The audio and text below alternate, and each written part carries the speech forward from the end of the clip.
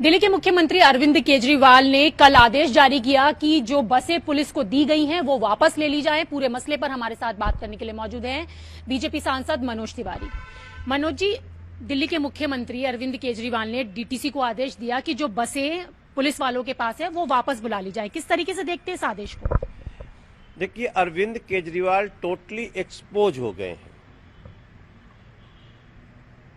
जब भी कोई संकट आता है तो प्रदेश का जितना तंत्र है उस संकट से निपटने में लगता है। ये संविधान का नियम है।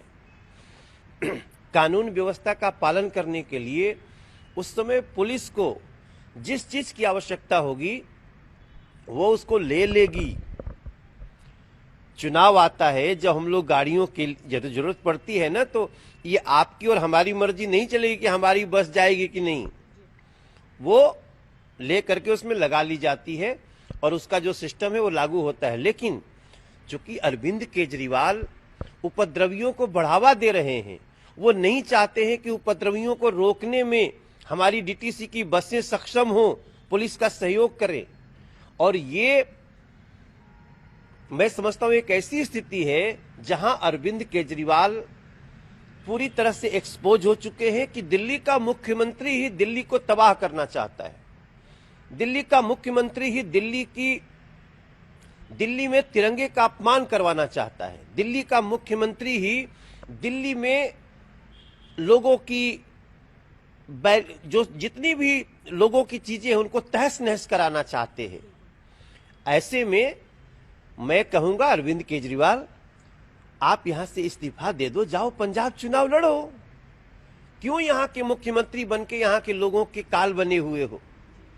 ये एक ऐसा एक्ट है अरविंद केजरीवाल का जिस पे आज पूरी दिल्ली थू थू कर रही है और अरविंद केजरीवाल पूरी तरह से एक्सपोज हो चुके हैं। सर, कल जिस तरीके से अंतर्राष्ट्रीय षड्यंत्र का खुलासा हुआ और एक तरफ जिस तरीके से पुलिस से बसें वापस ली जा रही हैं, ऐसे में दिल्ली में लगातार हमले की जो घटनाएं वो भी सामने आ रही है, तो पुलिस किस तरीके से काम कर पाएगी? और क्या इस अंतर्राष्ट्रीय षड्यंत्र के पीछे कहीं ना कहीं कुछ राजनीतिक दल भी मिले हुए, तभी इसी तरीके का आदेश जारी किया गया? आम आदमी पार्टी, कांग्रेस पार्टी, ये सब इसमें मिले हैं। आप सोचिए कि एक मुख्यमंत्री ही रास्ता देना चाहता है कि अटैक करो दिल्ली पे। जान की, माल की, व्यवसाय की, लोगों की, नागरिकों की सुरक्षा का शपथ किधर गया? तो अरविंद केजरीवाल जैसे मुख्यमंत्री को मैं समझता हूं ये जो बसें वापस लेने की बात, इसके बाद तो हम समझते हैं महामहिम राष्ट्रपति जी को इस पे संज्ञान लेना चाहिए। देश के संविधान को, संवैधानिक पदों पे बैठे हुए लोगों को संज्ञान लेना चाहिए। और इस व्यक्ति का पहले अराजक चेहरा आया था सामने, अब देश विरोधी चेहरा मुख्यमंत्री पद पे बैठे हुए व्यक्ति का आना मैं समझता हूं देश के लिए बहुत घातक है। सर, बस एक आखिरी सवाल है कि प्रियंका गांधी, राहुल गांधी आज रामपुर गए हैं, तो किस तरीके से देख रहे हैं ये दौरा? देखो, वो लोग तो रिहाना का, विदेशी घुसपैठ का वो लोग समर्थन कर रहे हैं। जनता की नजरों में तो वो चुनाव में ही गिर गए थे, लेकिन अब वो जो कर रहे हैं वो अपनी पार्टी के सदस्यों की नजर में भी गिर रहे हैं।